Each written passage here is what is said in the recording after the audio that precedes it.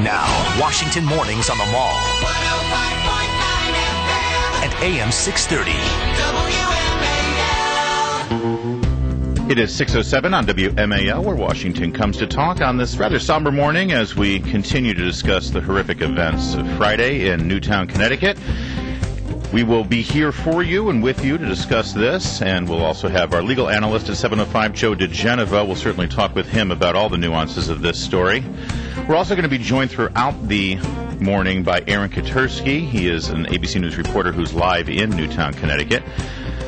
And we invite you to join us as we continue this conversation. Also, something to look forward to at 8:05, we'll have Trevor Maddich to take our minds off of this story for a little while and talk about the great news of the Washington Redskins and how well they're doing right now. I am Larry O'Connor, and good morning, Brian Wilson. Good morning to you, Larry. And look, let's just say right off the bat, there's going to be a lot of time this morning to talk about the events in Newtown, Connecticut, and the phone lines will be open at 1-888-630-9625. Wanted to take just a moment to do a rather truncated version of our interview with Peter Morici so we can get to that discussion, because there are things that are going on that we've been following that are important.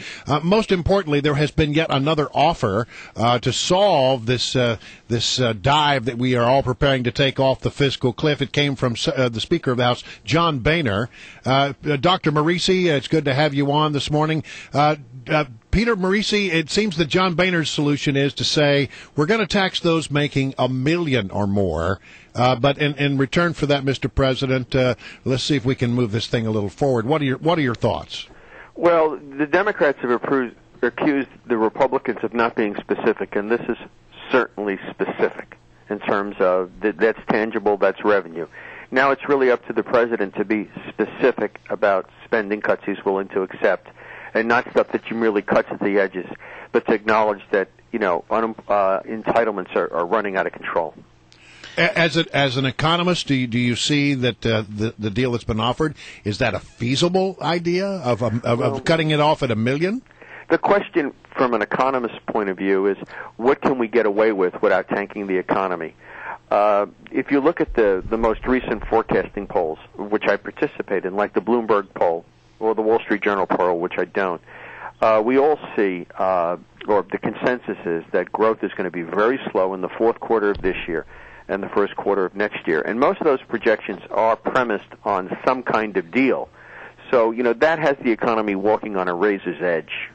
Yeah, and Peter Morici, it seems to me that if the Republican Party does not stand for keeping tax rates low, they don't stand for much at this point.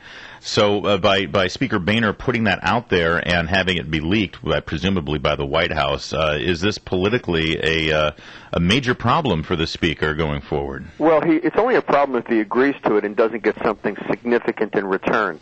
And I think that what's going on here is the President is playing very hardball and not being very statesmanlike.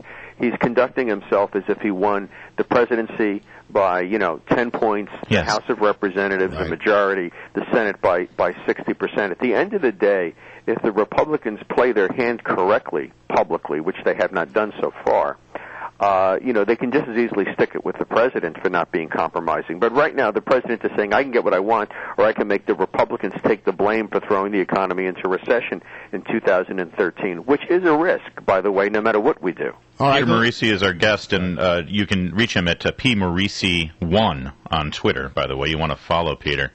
Yeah, can I turn the conversation in a different direction, Dr. Yeah, Morici? I have very close personal ties to Newton. My older brother and younger sister raised their children there. I have 2 generations of family there now. My mother's buried in the cemetery there. Wow. I have spent, that is really the center of my family, though I was not raised there. By virtue of migration as adults, my family centered in Newtown, Connecticut, and I've spent a great deal of time. Well, as an educator, how do you feel about what has happened? I know that this is a discussion that's taking place in educational circles as well. What's your thought?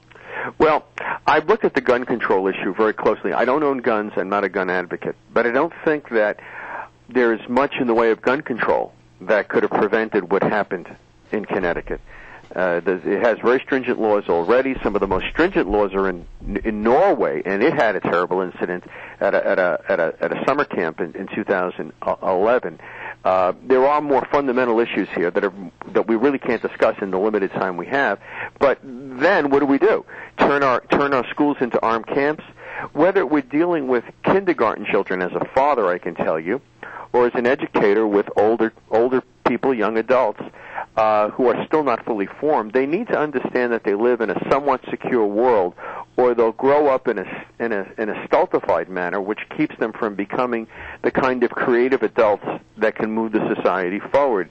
We could easily chain our minds and become sort of like Czechoslovakia in the Soviet era when it comes to personal initiative. If young people don't feel fundamentally secure, and turning our schools into penitentiaries, and by that I mean walls around them and metal detectors to get in and out and guards everywhere, is a great way to do that. Yeah. Professor Morici, I'm very intrigued by your very, very close ties with Newtown, and I wonder, first of all, have you been in contact with any of your friends or family there and find out what this is like for this town? But also, we've been talking about the media quite a bit this morning and their coverage of it, and I wonder, knowing the town so well, I wonder what your observations are with regard to how they might be reacting to this invasion of the media. They've been quite, I think many people have felt that they've been very heavy-handed in how they've gone in there and sort of made their footprint on that tiny city.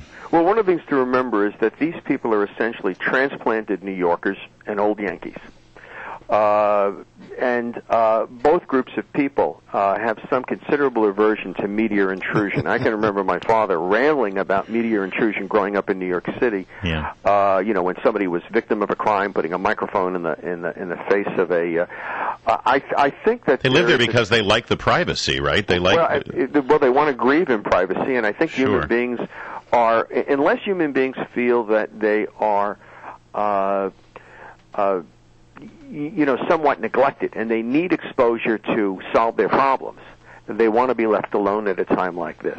Right. And so, everybody is in there. But we have to acknowledge that there is a national interest in this because this is a repeating problem, one the President is drawing our attention to, and that we need to understand what happened in Connecticut if we're not going to do the wrong things.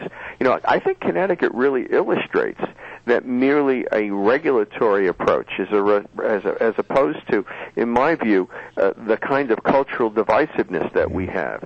One side, paints one group of people as evil, the other side paints another group of people as evil. I mean, people are not just wrong in our society when they disagree with us. They're sort of captured by the devil. Now, the very wealthy take out their angst by giving money to political action committees. Those at the bottom of the economic ladder, most of them just brood, but a few of them, who are mentally disturbed, then go find guns and do irrational things. That's what's happening. We're going to pick up this conversation as the morning goes on. In fact, it's our next topic. We're going to go forward to that and take your calls at 1-888-630-9625. That's 1-888-630-WMAL. Dr. Peter Morici, thank you so much for joining us here this morning. Take care.